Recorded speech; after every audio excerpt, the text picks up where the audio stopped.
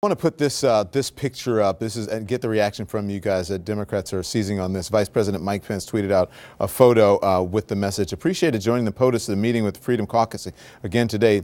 This is it. Passed the bill." Democratic Senator Patty Murray, though, retweeted it and adding the message, "A rare look inside the GOP's Women's Caucus." Malika Henderson. But let's look at that picture again, because there's not. There are no women. And they're deciding on women for pediatrics, maternity care, and I also have a friend who texted me and said the only brown thing in that picture is a table. Diversity. That's the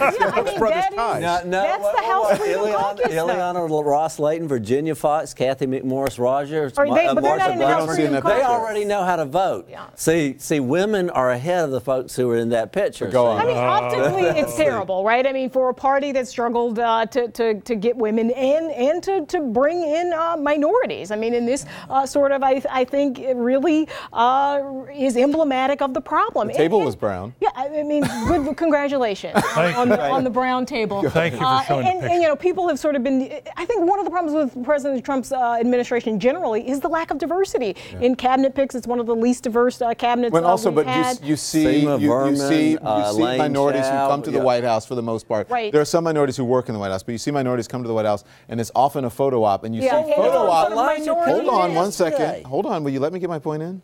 And you see the photo ops of the people who are sitting around him. Many times it's not diverse, but the times that it is diverse, it's a photo op. Yeah. And there's nothing actually happening. There's no legislation that comes Elizabeth from it. Taylor it is sitting behind the perception of something. Mary Elizabeth Taylor. She's which right is the perception, which is sort of, which is she's right behind Gordon. Placement of one of the black staffers in the White House. I mean, that's what it really was. You can't look at that picture and say that's a Freedom Caucus, and not agree. We have a long way to go. When all you have is all white guys like us sitting around a table, and that's the inner sanctum where a big decision. It is the House Freedom Caucus, and I don't think there are any women, and there are no black people. But yesterday he had a. We don't believe in freedom. He reached out to the Congressional Black Caucus, who has not one single vote there. Probably won't be many votes throughout. The question is how many women are in the picture.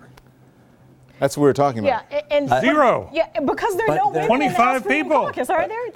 Are there any women? I don't know who's in the Freedom Caucus. And they're discussing now to scrap essential 4. health benefits, which include maternity care and pediatrics. Yeah. And it's all men. Virginia Fox is chair of the Health and Education Committee, or the Education Committee, and actually the first woman of any party from North Carolina, where you went to school, I did to hold a gavel. Yeah. Think about that in the House of Representatives. First woman from North Carolina a lot of times it's like window dressing. I think the reason we're pointing this out is because the Freedom Caucus that's the group that held this bill up. Yeah. They didn't want these essential services in the bill, and that's who's deciding.